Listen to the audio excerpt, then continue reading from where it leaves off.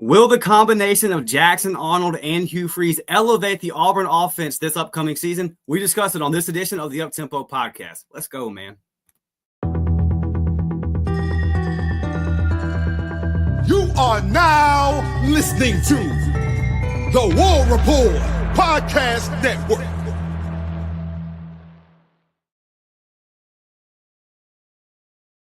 Yes, sir. What is up, everybody? Welcome back to the Uptempo podcast. As always, I'm your host, Dustin Smith, and joined every Sunday morning by my guy, Nick Frazier from the Water Cooler podcast. Nick, how are you, my guy? I'm doing great, man.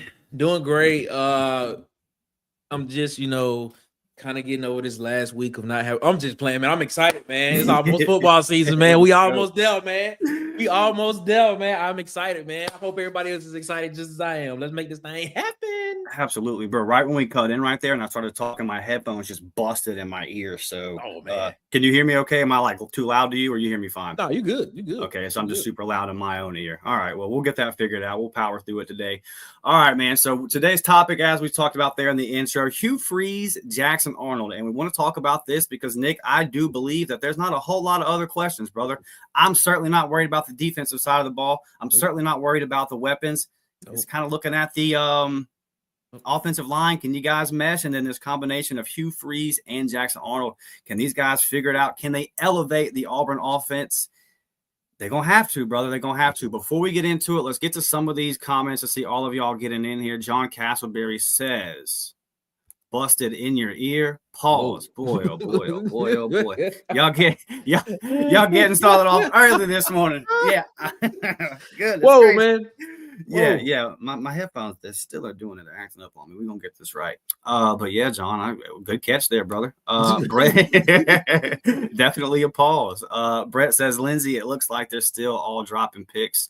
I guess y'all are talking about the Fong bomb for the 5-star that came in this morning. We will definitely talk about that at a later date. But yes, Braylon Womack, 5-star safety, some Fong bombs. I saw Jeffrey Lee over at Auburn Live, or maybe they're Auburn Sports now. I know they're on 3 and Rivals combined there, but Jeffrey Lee, he put out a prediction as well. A lot of predictions coming in for Auburn to land that 5-star safety, just kind of building that momentum on the recruiting trail. That would put Auburn inside the top 25 as the season kicked off. And that's kind of where I predicted it to be 3 or 4 months ago. I didn't know it would be the journey that it's been to get there with the NIL discussions, the house settlement and all that. But it always seemed to me, Nick, talking about recruiting, I felt like the staff is good enough, Auburn is Auburn, that you would be in that 20 to 25 range. And then it would be kind of wait and see mode as far as the on the field product to whether it gets closer to that top 10. So, and it, again, took a crazy route to get there.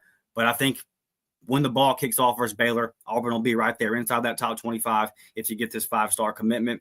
And then it's going to have to be Flip City. Because you definitely, pretty much all the targets that Auburn has on their board are committed elsewhere. But if you win football games, definitely something Auburn can do. And it's a lot easier to get inside that top 15, top 10 ranking where Auburn consistently wants to be with Hugh Freeze as head coach. It's a lot easier to do that if you're 20th, 25th before the start of the season versus where we were about 6-7 weeks ago down there in the 80s with Texas State and Eastern Michigan. I didn't know what in the world was going on. But, man. So big-time predictions coming in for Braylon Womack. We will definitely cover that here. Fire Freeze gifting 20 memberships out the gate. Let's go, baby. Let's go. So check your emails if you interact with the channel a lot, and there will be for 20 of you guys, it'll be in your email to accept the membership or not. I encourage you to accept it and check out all the exclusive member content we got going on here. We're definitely going to discuss the recruitment and film of 5-star Braylon Womack and some other things. A little bit later on the day, going to do something for the members discussing the winners and losers of fall camp because fall camp's kind of over now. Yeah, it's kind of preparation on the Baylor, and as we do our content moving forward, it will be kind of discussing this Baylor game. And I can't wait, baby, to talk about some real football. We have done enough pontificating, enough analysis, and what if this happens, and what if that happens, and I'm just tired of it, Nick. We've been talking all summer, brother. I'm ready to see the boys put on them sexy Stormtrooper all-white uniforms and go into Waco, man, and cause some havoc. But discussion that went on this week, Nick, and I know y'all did a little bit of a show on it over there at the Water Cooler Talk podcast about the play calling and the way that the play calling is going to go. So that's kind of how I want to start this because I want to get your thoughts on it. and then we'll kind of weave into that. How does Jackson Arnold fit into all that, the communication and all that? So background for anybody who doesn't know or has been busy all week like me and it's just happening in the weekend. It came out earlier in the week that basically the media spoke with the assistant coaches, and what was said was, hey, we have a guy calling plays on first down, or I wouldn't say calling plays, responsible for first downs. And we have somebody else responsible for third downs, Derek Nix, Ken Austin, Hugh Freeze, that whole combination there, right? I believe it was Derek Nix on first down and Ken Austin on third, right? Okay, so again, I think it's the wording here is kind of important, not necessarily play calling, but in charge of. So now play calling is a part of that, but also the first down game planning, the third down game planning, all that. I think a lot of us saw that as Auburn fans and Auburn people, and freak out mode immediately. The hair raised up on the back of your neck, and you said, oh, my God, I'm having PTSD going back to the Gus Malzahn days of every single week, play caller changing, who's calling plays, who's really responsible. So a little bit of background that I want to put into this before I get your thoughts, Nick, is that, one, I think a lot of this is, as the kids say these days, cap. Yeah, okay. I agree. A lot is cap, because – if you go back to when getting Derek Nix from Ole Miss to Auburn, there was a clause in Derek Nix's contract that says he can't leave Ole Miss unless it's for a promotion. Yep. And he would have to have play calling duties as part of that promotion type thing. Yep. And so I think some of this is and I'll take you back a year ago to when this happened, a little bit more than a year ago now. But whenever Derek Nix was brought in, there was an article that came out about 2 weeks before Derek Nix was brought in. And the article, I believe it was CBS.com. Don't hold me to that. This was 16 months ago or whatever. But there was an article that came out before Hugh brought in Nix and after Montgomery was gone. And it was basically Hugh saying, I'm taking over the primary play calling. Regardless of who we bring in as OC, I'm going to be that guy. Yeah. Then Derek Nix comes in, and you have that whole contract clause. And then it was then Auburn kind of changed the narrative publicly. And they were like, no, Derek's going to be the play caller. He's going to have a part in it. And it's a collaborative effort. That's the word they keep using, collaborative effort and all that. So that is a part of it. Also, I use this example. We did the season preview with my guy, Ike Jones, in the middle of the week. If you missed that episode, go check it out. I did use this example. Last year, the Tampa Bay Buccaneers had a top 5 offense in the NFL. And Baker Mayfield was like third in the NFL in touchdown passes, top 2 or 3 in passing yards. They were top 5 in rushing. I mean, they really did whatever they kind of wanted on offense. And Liam Cohen was the OC. He was the old Kentucky coach back to when the old Kentucky play caller in OC, when Kentucky was pounding the rock and running it down people's throat. The couple of years that Mark Stoops had decent years at Kentucky. But he also had a guy with him, Josh Grizzard. Josh Grizzard was responsible for third down, and he was the, quote, passing game coordinator. Now, what my understanding of the way it played out last year, and again, a very successful offense for the Bucs in the National Football League, was that Cohen was the primary play caller, and then Grizzard had a plan on third downs that he had schemed up that week for different scenarios, distance-wise. If it's 3rd and 2, we can run this. If it's 3rd and 8, we can do this. And those guys kind of work together. And when that was going into the preseason, going into the Buccaneer season last year, you kind of heard the media discussing that these guys are in sync, that these two guys work together, and they expected that it was going to go well. And then it went well, Nick. It went so well that Liam Cohen got promoted to be the offensive or to be the head coach of the Jacksonville Jaguars. And the guy that was his assistant, that was the passing game coordinator and responsible for the third downs, he is now the Bucs' primary play caller and their offensive coordinator. So it worked to perfection. I watched it. I've seen it happen. Also, though, important to note that I followed the whole process, and it was said from the beginning, these guys work well together. This is not going to be an issue. The communication is great.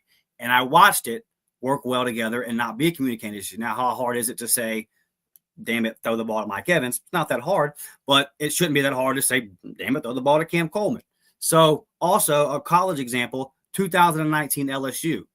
That offense, Joe Brady, he was the passing game specialist and all that kind of stuff. They had a run game coordinator. That whole kind of thing was split up as well. So this is something that you've seen all around. I think the big question here, Nick, and the question I want to ask you is, how confident are you that it can be organized, that Ken Austin, Derek Nix, and Hugh Freeze will be on the same page, that it will be a fluid, just everything's going to run smooth, and when them 25 seconds to go before the play clock strikes down on 3rd and 4, that the right play call gets into Jackson Arnold and that he's able to execute it?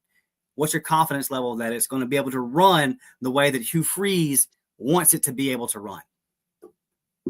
I plead the fifth. Okay, for real, honestly. Did we not hear this at the beginning of last season as well? Did we not hear that Derek Nix, Kent Austin, Hugh Freeze, Peyton Thorne, all of them was in alignment last year? Did we not hear this last year? Because here's the thing, like this is not new. This is not new. So to your point, yes, what was reported this past week about Coach Nix having first down play caller responsibilities and strategies, Kent Austin third down responsibilities and strategies. This is something that came out in January of last year. This is something that was reported in January of last year. And when it came out, we were like, okay, all right, understandable. Okay, it's not something that's not done in college football, because during the week, you have guys that when you create a plan and a strategy, guys put in strategies about if we're in this down and distance, if we're in this situation, these plays particularly are going to be the best plays that are going to help us achieve what we need to get done in this. That's not a problem. If you're doing that during the week and collaborating, that's perfectly fine.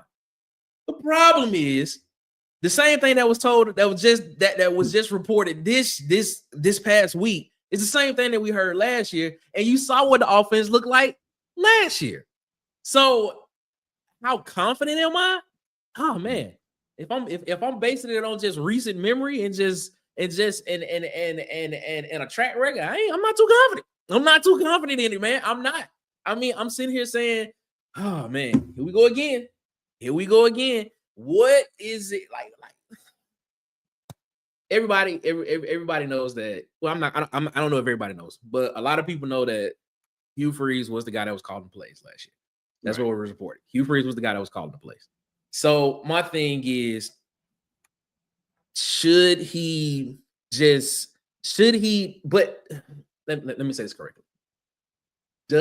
Should he be more involved in the weekly preparation of what's going to happen on Saturdays? Should that be the question? That probably should be what we should be talking about more. Should the guy that's going to be the play that's going to be trying to get in the flow of the game, should he be in those meetings with the offensive coordinator, with the quarterback's coach, and the quarterback during the week, trying to understand exactly what we want to get done, and not just come in and just be handed something and just be like, all right, here it is. I don't know. So to answer your question about how confident I am, if I'm basing it on just recent history, I'm not too confident, man. And it kind of put a damper on it, because all off season I've been high on this team. I've been high on the talent that's been brought in. I've been high on potentially seeing something to where Hugh Freeze takes more of the accountability part of when it comes to the play calling and things, stuff like that. But as I said on my show, I said it still kind of feel like you playing in my face a little bit. But I don't know, man. I hope I'm wrong. I hope this year we really do see the alignment between OC, QB coach, and quarterback, and play caller, head coach, and quarterback. And I hope it does flourish, because if I'm basing it off last year, it just doesn't look good. I'm just saying I'm not too excited. Not too excited. You bring up a very valid point about if you're going to be calling the plays, then you really need to be involved in everything that goes on Monday, Tuesday, Wednesday, Thursday. Or you might have a fourth down situation like you had last year versus Georgia, where everyone's not on the same page and somebody thinks you're doing something that you worked on in practice during the week, but your head coach wasn't there and he thinks something else is going on. And it's just that, to me, is really, I don't have a problem. I have the comment here pulled up. Let me pull this up. I got Fire Freeze said. Thought I had it. Oh, yeah. It says, coming up with a game plan for situations for game day is different than a group taking turns to call plays during the game. Yeah, this is an important point to make. So I don't believe that on first down it's Derek, what you got? Yeah. Okay. Second down it's Hugh. Then third down, Kent, what you got? Agree. And they just roll with whatever. I don't. It's not working that way. But my big question is, and you make a great point. This was supposed to be the turnaround last year. If we go back to last year, the double down on Peyton Thorne, bringing Peyton Thorne back. The whole reason for that was, hey, we set Peyton up to fail. We didn't have the weapons. We missed on the portal guys, which they did, obviously. But talking about that receiver, the Shane Hooks and all those kind of guys. They said, look, we missed at wide receiver. We didn't have the weapons for him. And I got to go get my guys like Derek Nix, instead of Philip Montgomery, and bring him in, because we all speak the same language. It'll be fluid, and it'll all look organized in continuity. That's what he said it a million times last offseason. Continuity. And then the season came, and it looked anything but that. So that's the great point that you make there is, man, this was kind of already – this is like rehashed. Yes. News. Like, yeah, they did this. This is what they did. And this is going on at a lot of places. I'm not exactly sure, what the process is at Texas, but I'm sure that there were guys that are in Steve Sarkisian's ear on 3rd and 3 saying, hey, buddy, we looked at this during the week. If they're in this coverage, Steve, do you want to call this? Exactly. And then ultimately he has the ultimate. So like this goes on. There's going to be somebody in the comments that tries to explain to me the basics of football and how this goes on everywhere. Exactly. That's understood.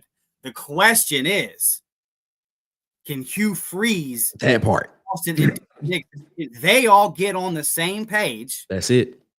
And make it look good, competent. Because, man, time out, especially the third downs, they just looked so chaotic, and you don't have to have any kind of inside information. You can just watch Auburn last year, 5-6 games in, and say, dude, y'all got to work on stuff on Tuesday, because you're coming into the game looking dysfunctional. Preach.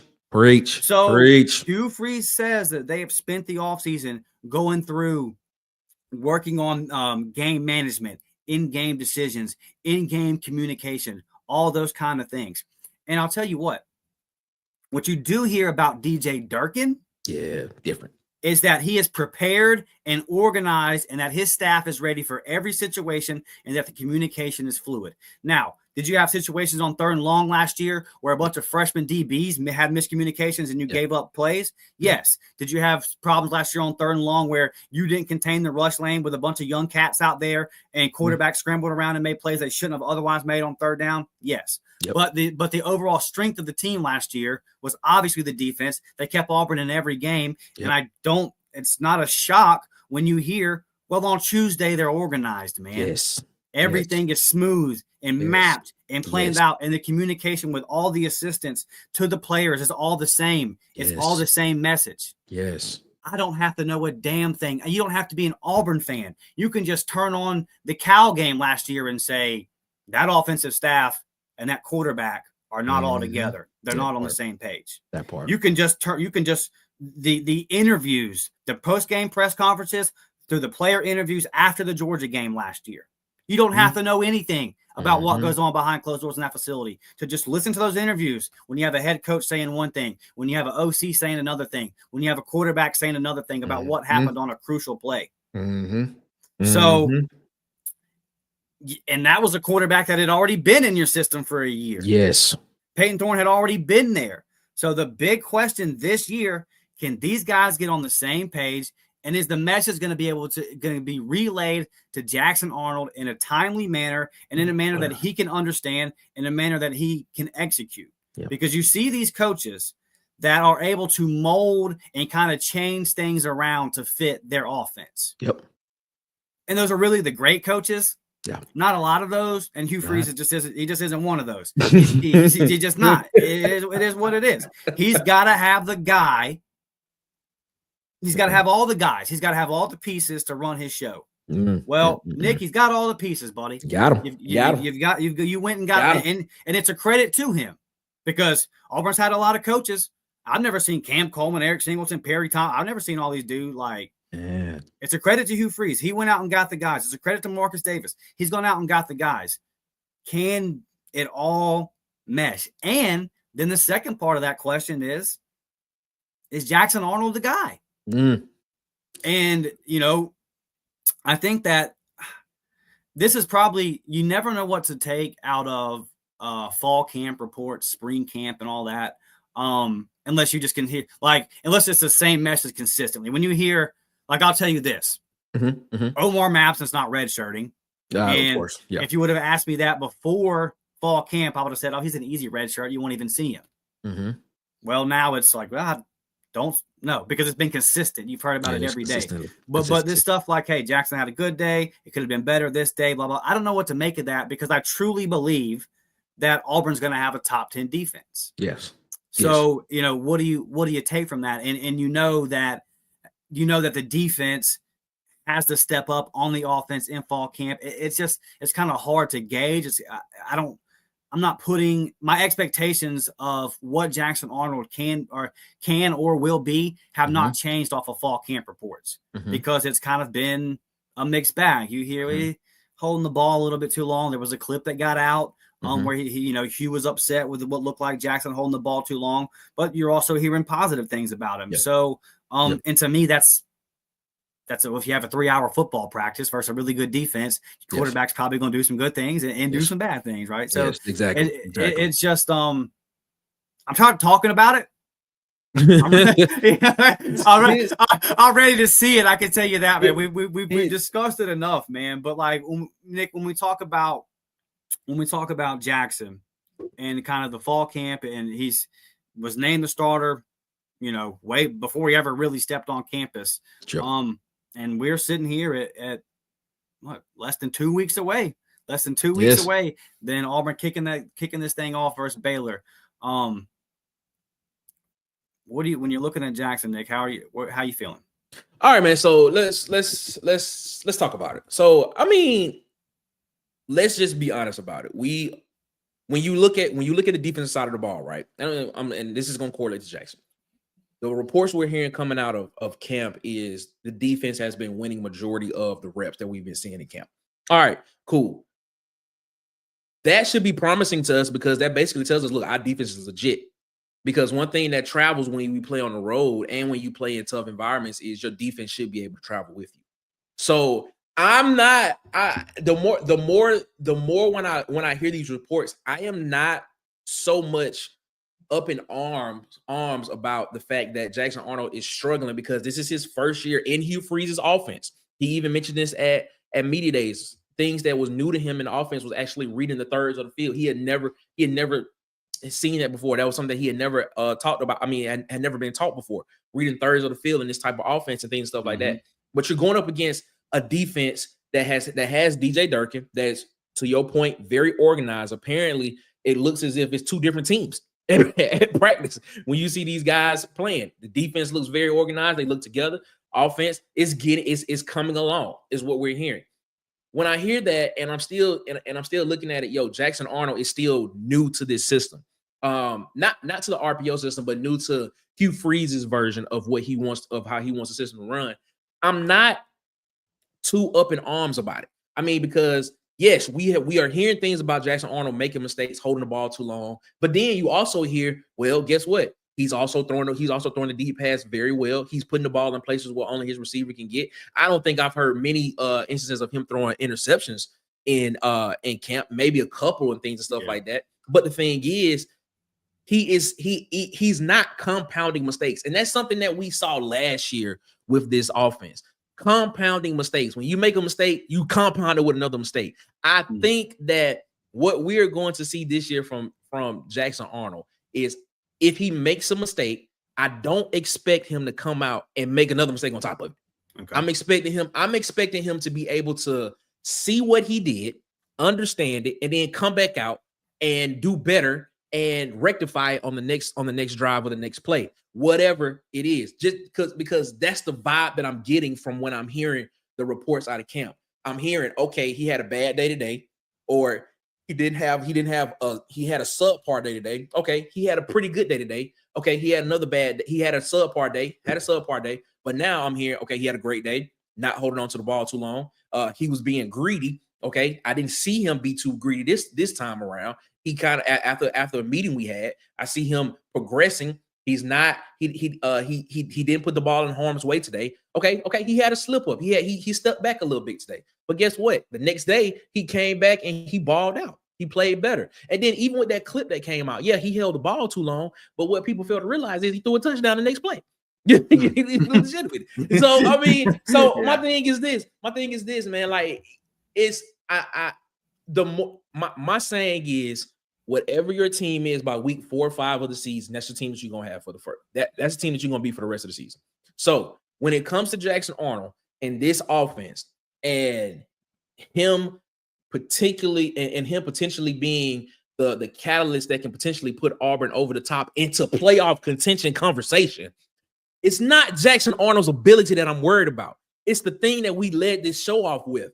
Can Derek Nix, Ken Austin, and Hugh Freeze be in alignment with each other to make sure that the correct play call is going to the quarterback so he can execute the play that's being called to him? Because I honestly believe if there is a consensus, and there is a clear consensus that's being sent to him, and there is no miscommunication, there is no kind of just wavering on what it is. If he knows what he needs to do, I feel like he will go out and execute. I'm not saying he's going to be perfect every time, but he has his propensity to be more in line and execute more is better than what we had the past 2 seasons, in my personal opinion.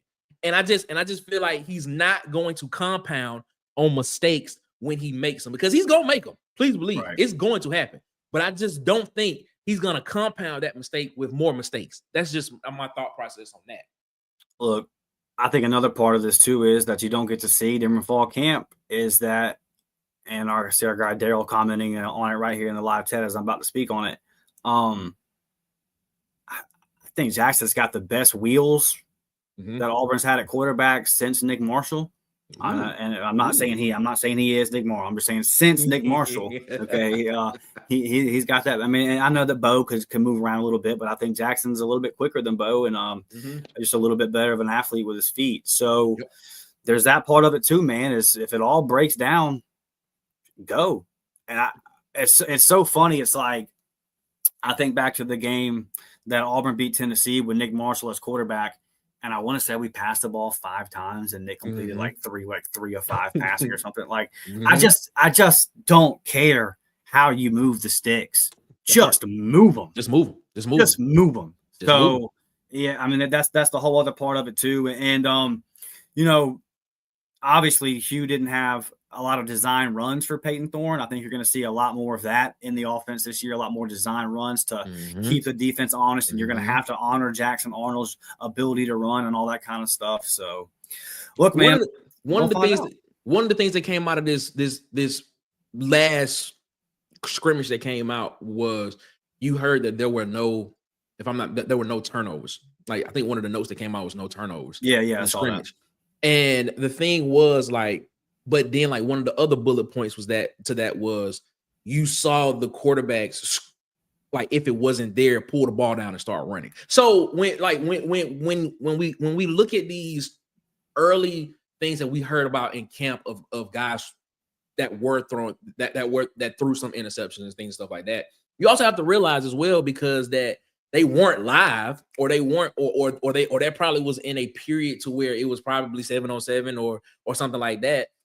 You can't really pull the ball down and run in 7-on-7 if it's some type of way like that. So if we in a real game time situation, I mean, his athletic ability is gonna have to take over some kind of way if he doesn't feel comfortable enough to put the ball in a window that he doesn't that he perceives is not wide enough for him to throw the ball in. So if that's the case, he's more than likely gonna pull the ball out and run.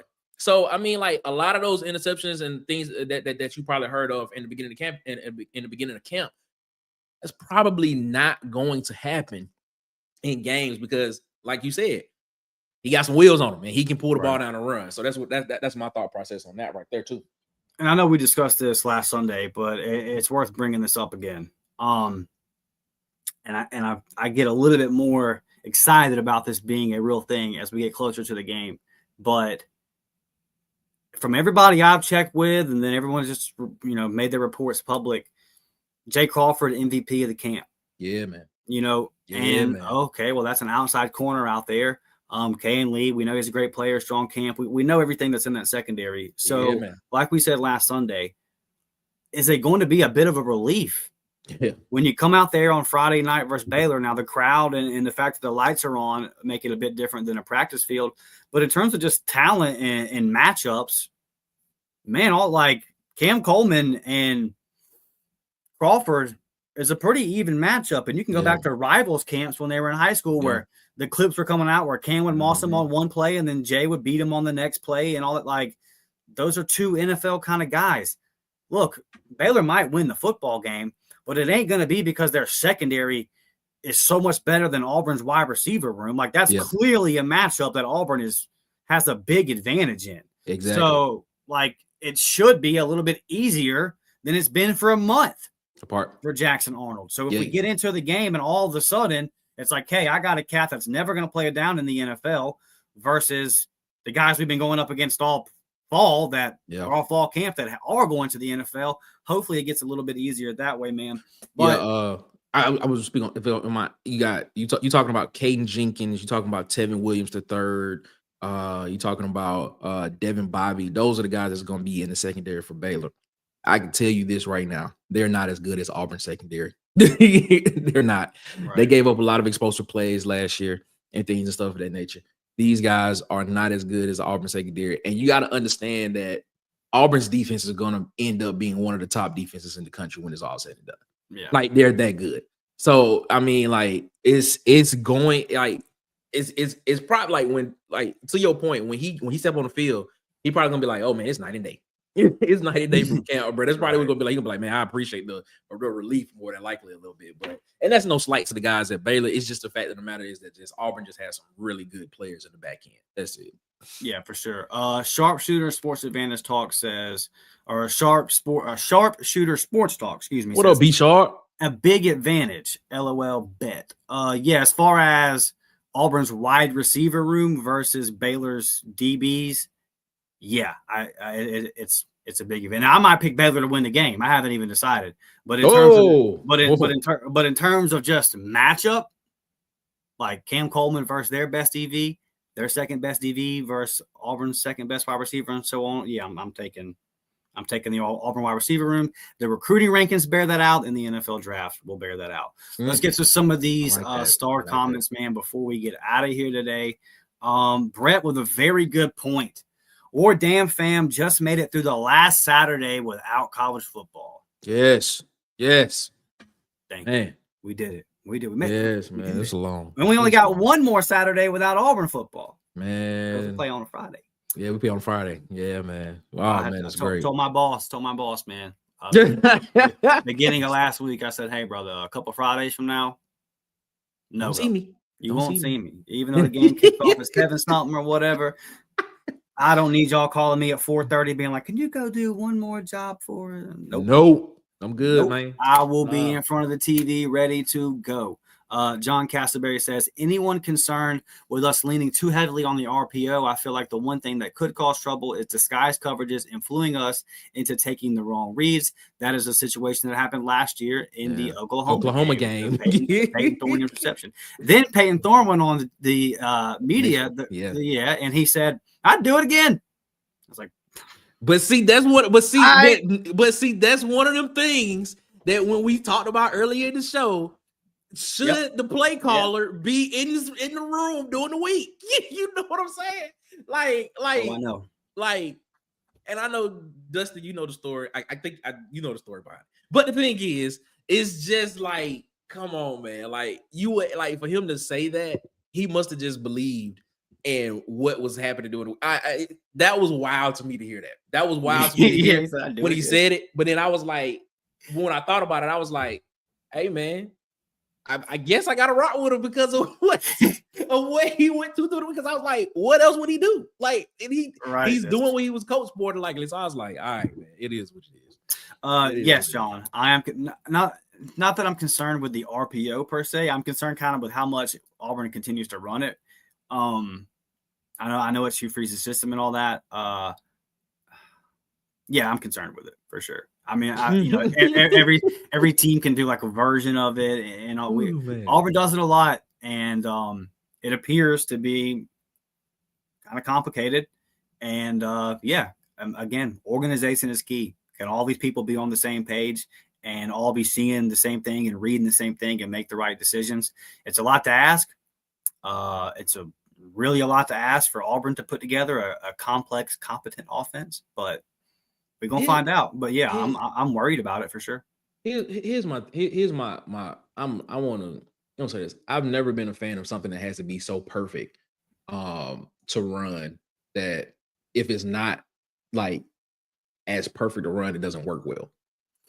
I mean, because when you see like, and I'm just gonna be honest with you, like some of the plays that we see in college, in sport, in NFL and college football, a lot of the plays are like sometimes broken plays that end up being some of the biggest plays that we ever see, and I'm just like, all right, it has to be so perfect in order for it to work so well and things and stuff like that. And I'm just like, man, like when I hear that, it kind of just like it's almost like the creativity part of it sometimes when it comes to players. Like sometimes it doesn't allow guys' athletic abilities to shine almost sometimes, in my personal ability. So I don't know. If people understand what I'm saying when I say that, hopefully they do when I say that. But I'm just saying, like, if it has to be so perfect, if it has to be like timed so perfect, I'm not a big fan of it, to be honest with you. Yeah, it's a lot's got to go right. And you guys can correct me in the chat. I'm wrong. Nick, correct me if I'm wrong here. But I would say that the best offense I've seen since Gus Malzahn was fired was probably the 4 games where Cadillac just said, to hell with it. Yes. We're just going to run the ball. Run the ball. Yeah. In terms of just moving the chains. Run the ball. That offense, I mean, I know it wasn't great. Yeah. But, man, there was a game plan. And, hell, we went into Alabama and ran it all over them. Almost 300 yards rushing. That wasn't complicated. No. And it worked. So And the funny part about that is like in that situation, like and going back to that year, that's where you can sit there and say, like, all right, you had a guy that was thrust into the head coaching position in Cadillac. Like, if you kick a field goal at Mississippi State, you probably win that game. And if you win that game, guess what? Auburn wins 6 games that year. You probably go into another bowl game. Like that's the difference in something like that, where you say, like, all right, coaching was a reason why Auburn didn't win a game on the road against Mississippi State that year. But you also look at the guy and you be like, yo, he's never been head coach. He just got thrust into this position because of what happened during the season. You can't say that for Hugh Freeze. Hugh Freeze been a head coach everywhere for a number of period of time, and then we see some of the stuff that he's done in game management situation, and we like, yo, what's that? What we do? Like, what's up? Like, come on, like, I mean, like, come on, man. Like,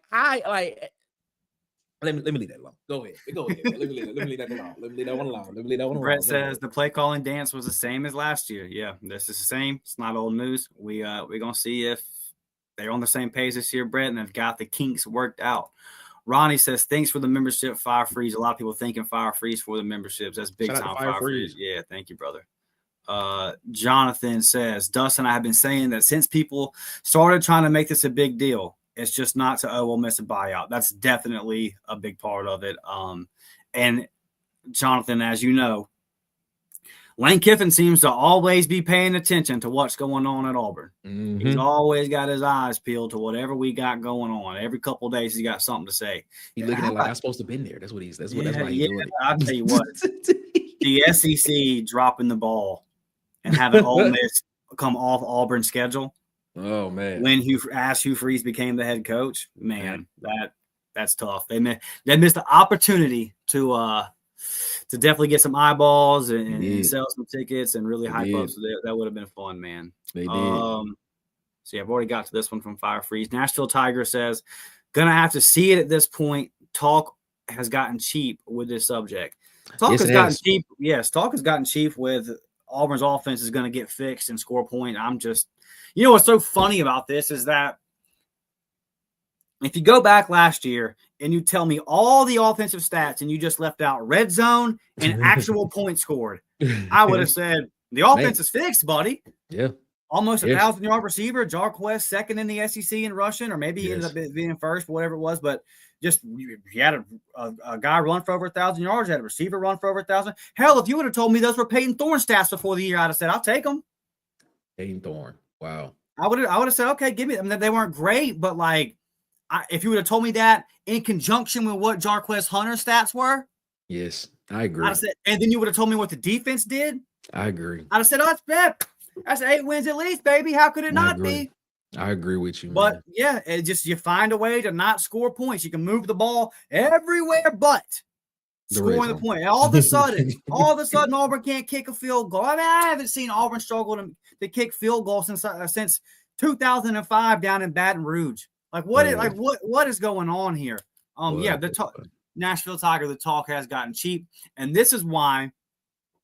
When every little thing comes out about the Auburn offense and the fan base freaks out, you don't hear me telling people to chill out because I get it.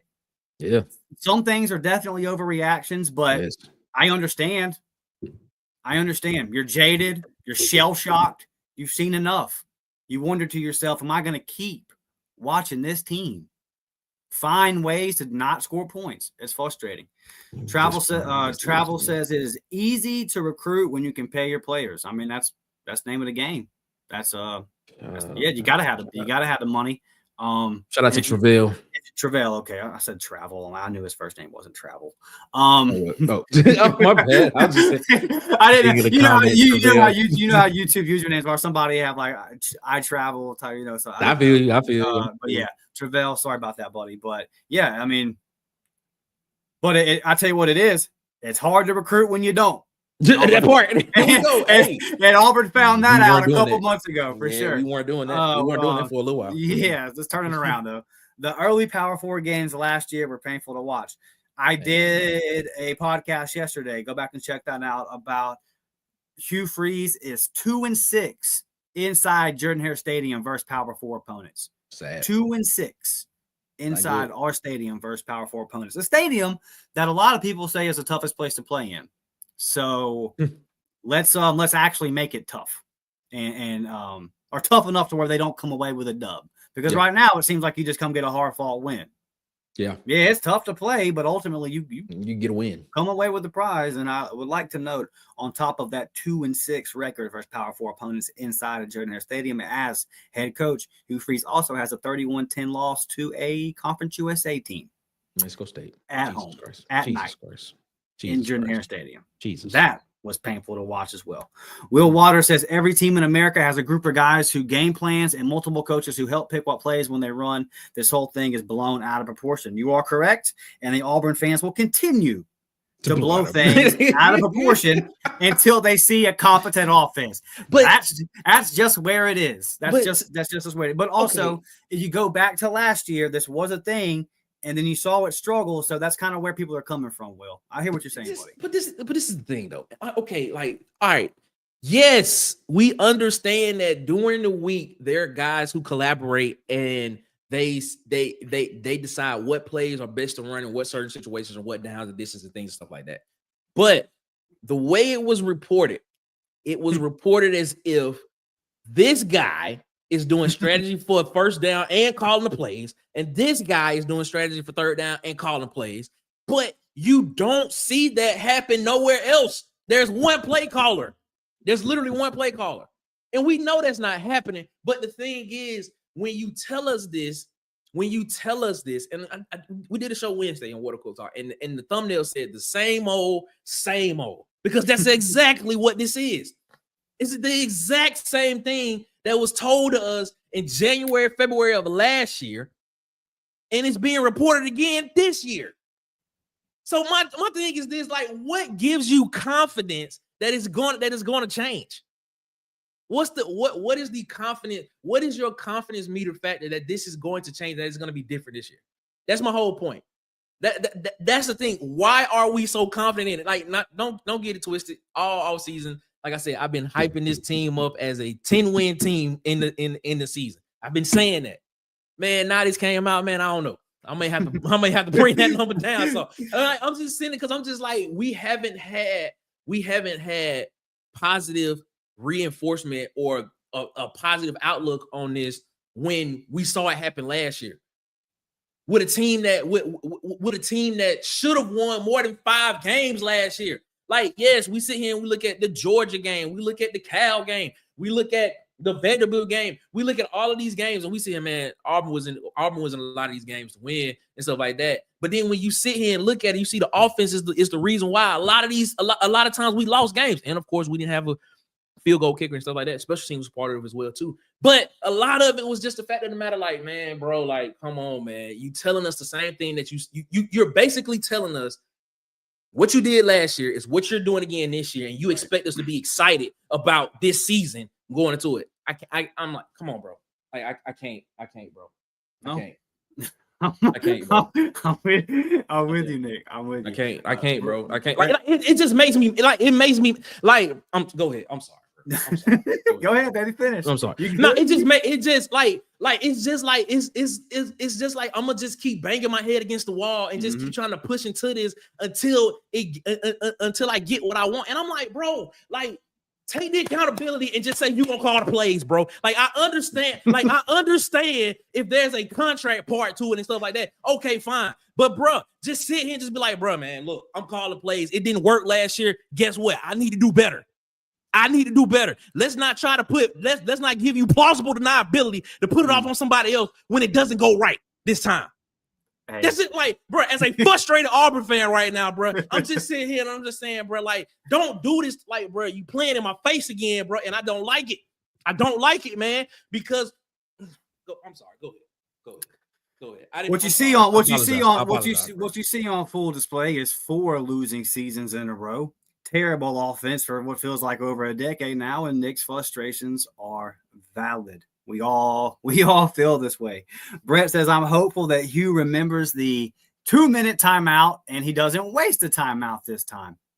Brett, as you know, and as a lot of people who have been watching the show know, if this ever happens again with Hugh Freeze as the head coach, my TV will be broken and will be in the streets. And yeah, I don't know. Yeah, bro, we can't.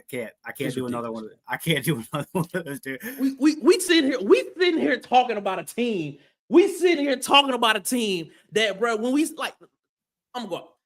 You sit here and you tell us you need talent. You sit here and tell us you need all the talent in the world. You got the talent this year. All right. If it don't work this year, it ain't the talent. It's you. I'm just saying, it's you. That's what it is. Well, man. That's like, bro, like there's no doubt about that because there's no more Philip. There's no more Philip Montgomery. There's no more Peyton Thorne. I mean, it's you. It's third year. You've got the guys that you want. So yeah, there's no more fallback guys. There's no more. There's no more. He just gave us one. He did. Well, he literally gave us a plausible deniability that it couldn't be him again. Here's why that's not going to even if that, again, think it's cap. I think the guy Hugh's calling the plays, but here is why that is even that doesn't work. It's the same rebuttal that I have to everybody who says it'll be better without Peyton Thorne. Well, guess who's responsible for putting this offensive staff together? So if you say, well, you try to put it off on Knicks or Austin or something like that, you brought him here. This is the system. Like there's no escape from it is the way that I see it. And that's the way I felt with Peyton Thorne. It's like, well, buddy, you brought him back and doubled. So like, even though there's struggles here, you saw those struggles and you still decided to double down and bring him back. So it's like, there's no escaping blame at this point for Hugh Freeze. Andre says the Cal game had me wanting to run through a brick wall for not being on the same page. Yeah, dude, golly, there's so many frustrating games when you think back to last year. But I was sitting right by the Cal section and seeing the joy on their faces as the clock wound down and seeing that they actually thought they had a good football team, that's what pissed me off. Was I'm like, no, y'all suck, okay? Y'all are not good. And I actually, a lot of y'all remember, I had a bet with our boy Thomas Dunn over at CalRights.com. I said after that game, if Cal wins 7 games, then send me Cal merch, and I will sing their fight song on his show, his Cal show. And I said, I don't even care. I don't even want anything if they don't. That's how confident I am they weren't going to win, because I knew Cal sucked. And they ultimately, that's what happened. And then all the Cal fans that said I was an idiot did on X just blocked me. Then they didn't own up to it. But yeah, that was a very frustrating game. And it kind of showed you what the issues were. You saw the communication stuff, and it didn't get any better. Andre also taps in. He is watching all the way from North Carolina. I love this, man. We need to do this in the chat more. They call it like a roll call or something where you can tell us in the chat where you're watching from. But yeah, man, shout out to Andre over there in North Carolina, baby. Ronnie Stinson says, Freeze said last year Malcolm was going 200 miles an hour the wrong way often. Cam had drops. I expect those guys to step up. That's the really exciting thing, is that you were one of the youngest teams last year, and the wins didn't come, but there was a lot of production in a lot of areas. You just didn't make the crucial plays. That next step from a lot of those guys, yeah, buddy, if you get the next step of Malcolm Simmons, you get the next step of Cam Newton, excuse me.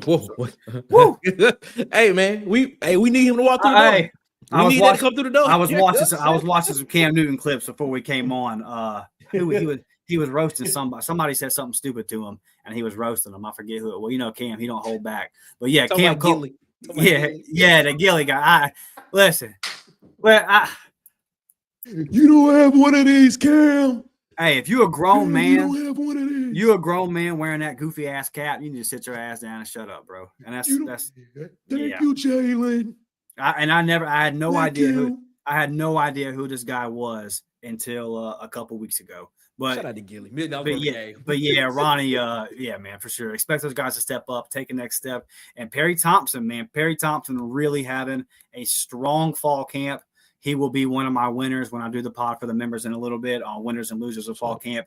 Perry Thompson definitely going to be in the winners bracket there as well. And yeah, man, it's going to be, again, that's the part about this team that's got me so conflicted, is there's so many guys to where I just want to say 9-3, I'm riding with my Tigers. But there's those little questions that we discussed this episode that have just kind of given me pause. But yes, the weapons are there more so than they've ever been. Always end up being the little things. That's what it is. It's always the little things. Yep. You know what I'm saying? Like we're not sitting here talking about, oh, this team is not talented. Everybody knows this team is talented. We're not sitting here talking about, oh, you don't have the guy, like the deep, like we've been hearing about how good this defense is and how good they've been balling through fall. We ain't talking about that. We're talking about the little things.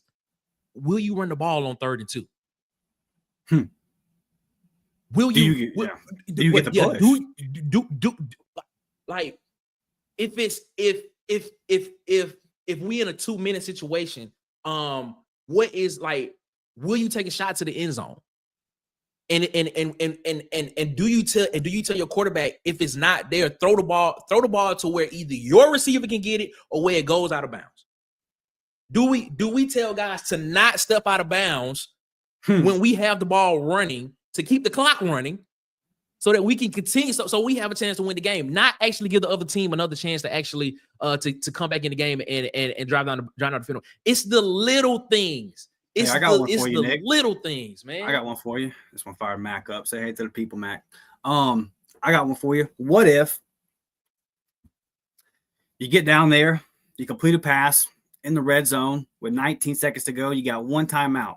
Why don't you run up there and spike that thing, maybe have 15, 13 seconds left, and you have a timeout in your back pocket? That way you don't take a sack and then run out the fire drill and you just little stuff, man. Just little stuff. Now, look, Hugh Freeze has said that he's done a lot of self-evaluation. He in the interview with Mike G that he did a couple months ago, he said, hey, we left a lot of those games on the table, and we've done the evaluations of in-game stuff on how we need to get better. I mean, I'm looking forward to finding out, man. I hope so. Live TV says, what is the word on the scrimmage. Sounded like it was a little bit better. Yeah. Defense still won type thing, but it sounded like the offense did have their moments, some big plays from Cam Coleman, that kind of stuff. You continue to hear a lot of the guys that are popping. I would say the one thing that I heard that was good was that Jeremiah Cobb kind of had a nice day and established himself a little bit. And then, Omar with another really good day running the ball. You love hearing those consistent names. So, it sounds like it wasn't as the first scrimmage, the defense just really apparently kind of put their arms around the offense and choked them out. But it seems like the offense had a little bit of a clapback this time. And that's good. That's kind of what you want to hear. And that's what you expect coming out of fall camp. So a little bit of everything from my understanding of it. Zonk23 says, thank God for Hugh Freeze. We were a complete dumpster fire before. He's starting to build us up. Okay. Okay.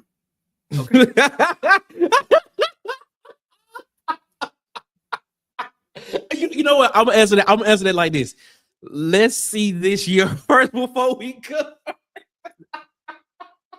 Man, I certainly felt like I was watching a pile of shit versus Arkansas.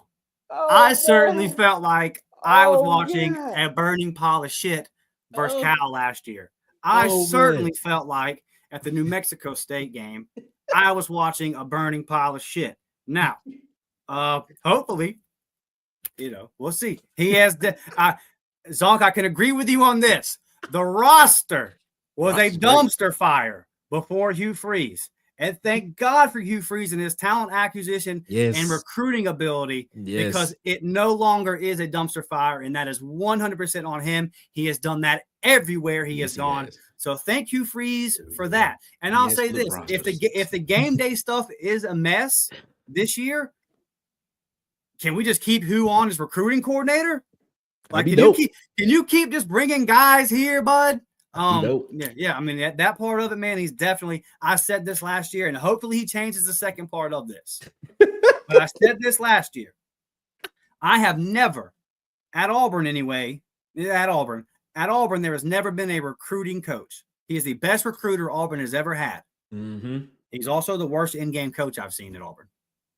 So we got to get that second part to boost up a little bit. Got to be a little bit more competent. But yeah, man, he's bringing in the guys, and we've seen people come to Auburn and not be able to bring in any kind of talent. So it definitely is a testament to Hugh Freeze's abilities. He brought guys to Ole Miss. He brought first round tackles and wide receivers to Ole Miss, man. Yes, he did. And now when you look at these guys, like when you look at how many guys on Auburn's current roster have NFL ability, it's night and day from what it was before when Hugh Freeze showed up. And another thing I'm going to give Hugh Freeze credit for. Look at the guys. Keldrick, Falk, and Connor Lew. He had a month to flip them, and he flipped them. Yep. And they're there, and you hear that Keldrick had a big day yesterday. He was probably fired up because he got to participate in some live action. They've been keeping him in bubble wrap for obvious reasons, and apparently he went off. Amaris Williams apparently having a nice day. That's the big key, Nick, is that second pass rusher. Somebody, K-Ron Crawford, Amaris Williams, somebody on that other side stepping up and helping Keldrick fall. Exactly. So, but yeah, Zonk 23. I hope that in 2 years we can look back at this comment right here and say, boy, you were right.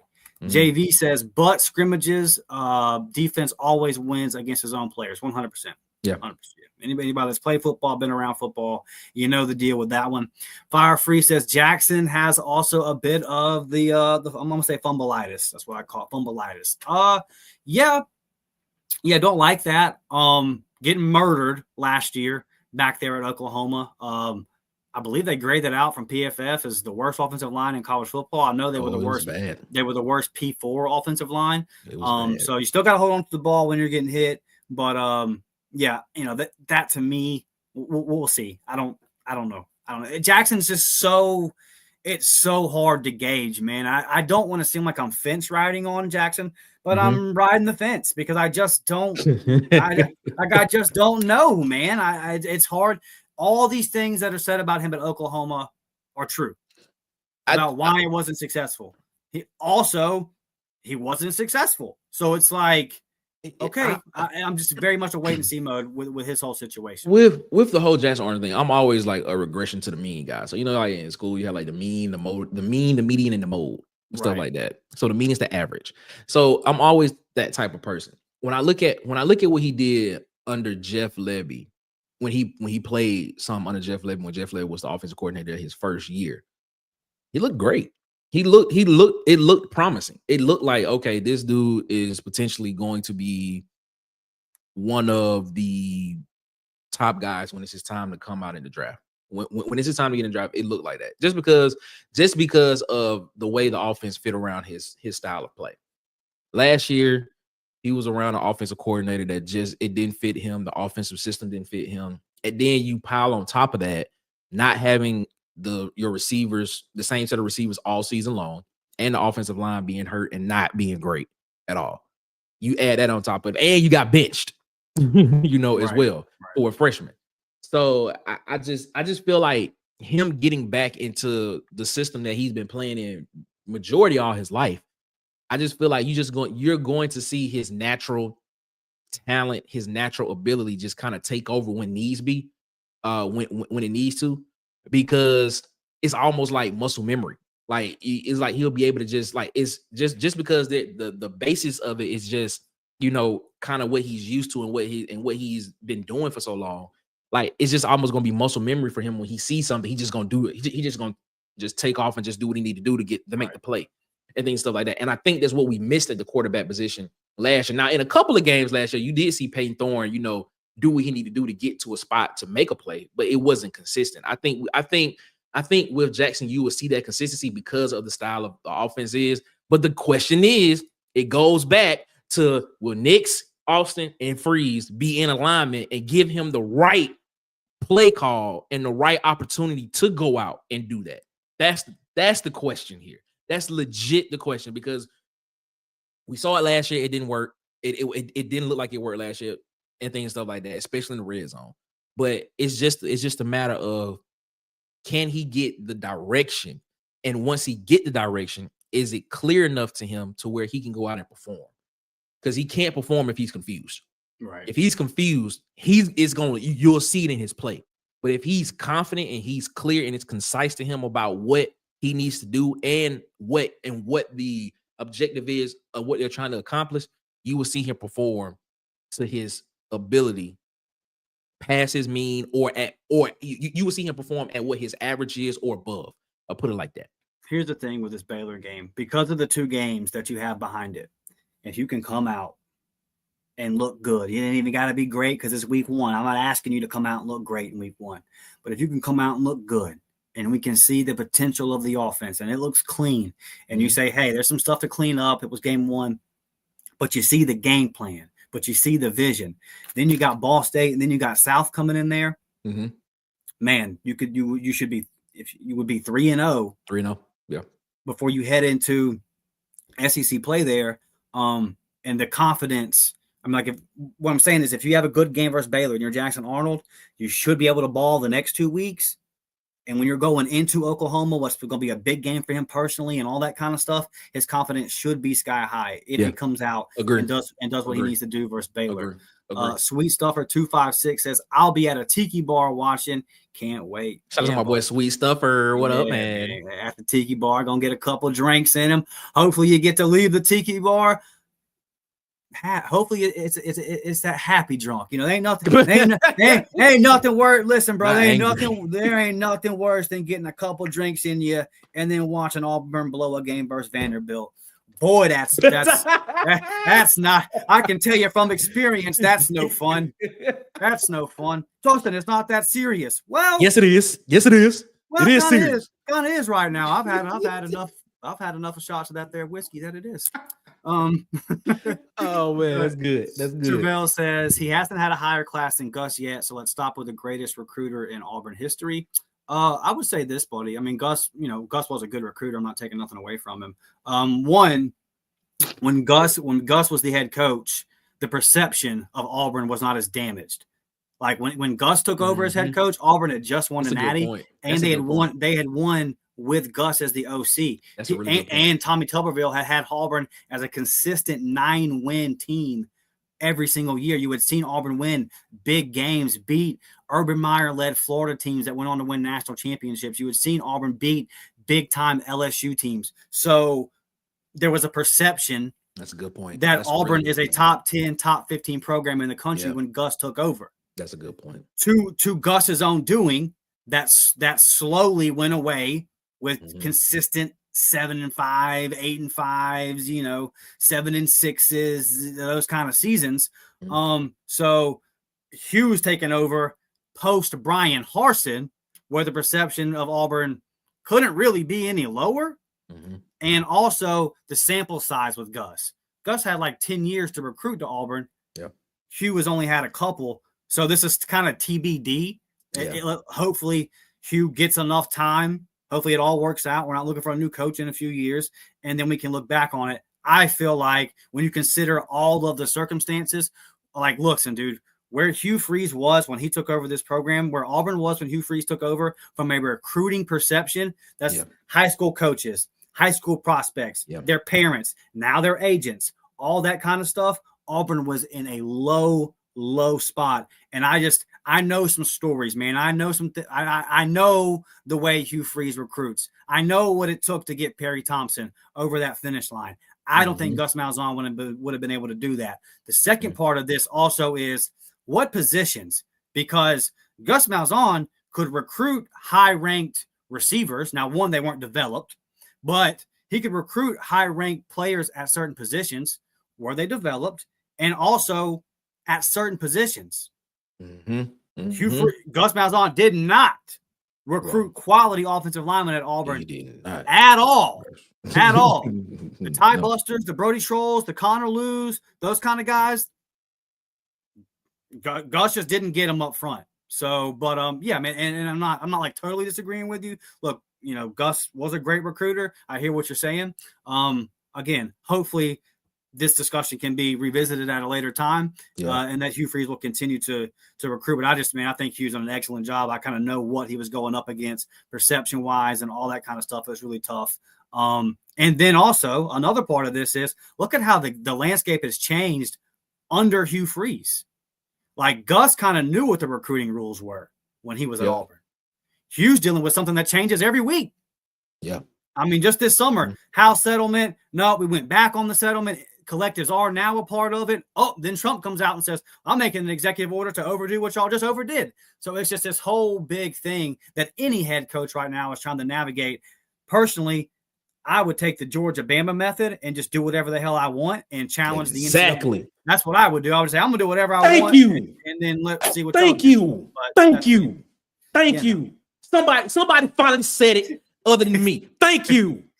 Yeah, I mean, just do what everybody else is doing. Andre says, thoughts on Deuce Knight if Jackson Arnold doesn't pan out? And I think we'll leave it here before we get out of here, man. Nick knows. A lot of people listening know at this point. I love me some Deuce Knight.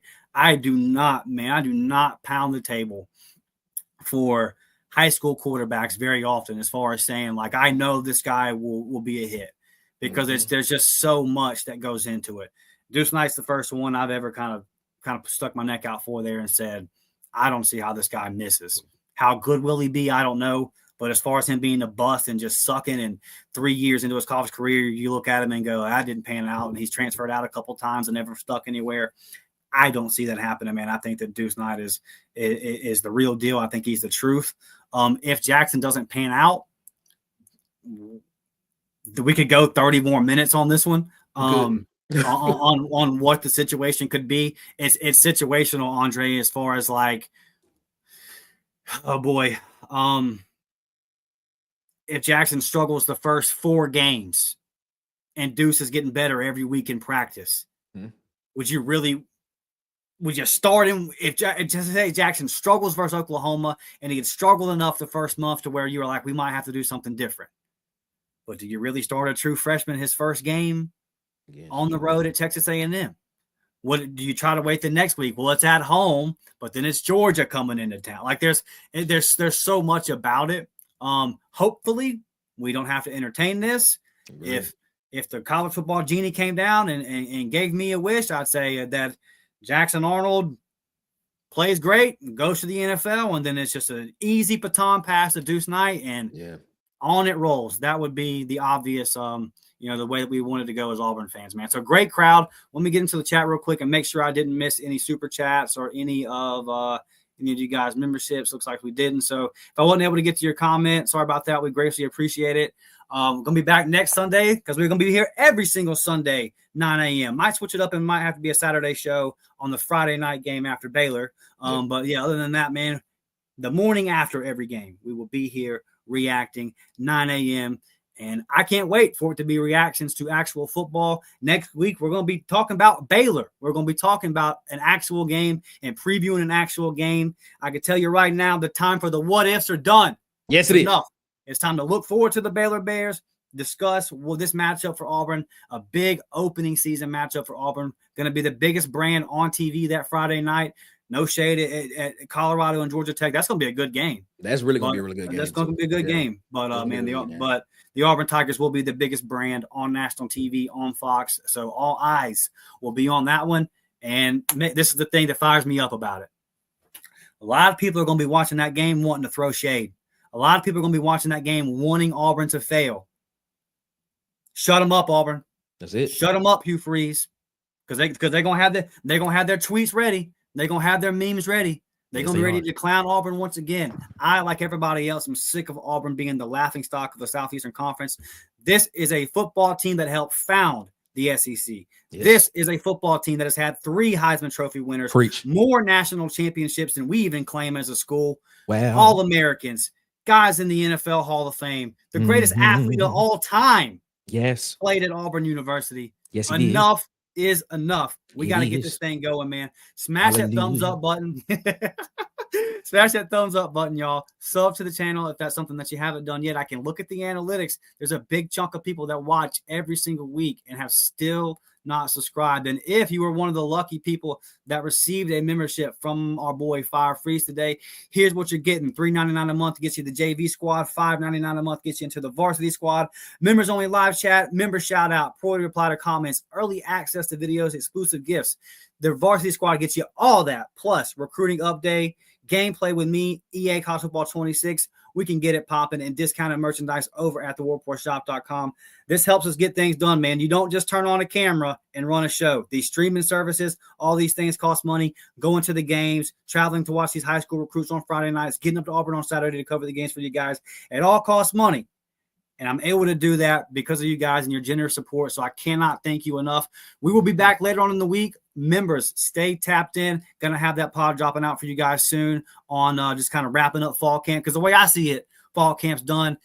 They got a Friday night walkthrough that will be all in preparation for the Baylor game. They're going to do it. They're going to have the pregame meal. They're going to do the walkthrough in uniform at the same time as the Baylor game will be kicking off. So the way I see it, man, it's game week. It's time to get ready, or game preparation. They're getting ready to do all those kind of things. If you're listening on Spotify, Apple, y'all know the deal, man. Leave a 5-star review, subscribe for the notifications and all that. There's been a slow climb in the audio numbers since I've asked you guys to do that. So thank you guys so much. And we will see y'all next time, man. Until then, it's War Damn Eagle, baby. We're out. Y'all have a good week, man.